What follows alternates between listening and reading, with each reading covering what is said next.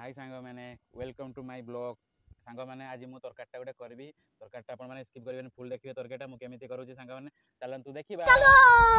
देखो सांग मैंने मसला पकईदे छाड़ मसलाटा भाजीगला तो सांग मैंने भाजी देखो सांग मैंने आमर मसलाटा हो आसला टे समय लगे होगला देखो सांग मैंने साइज देखो सांग मैंने बड़ बड़ पीस होती सब काटिकी छुटिया करा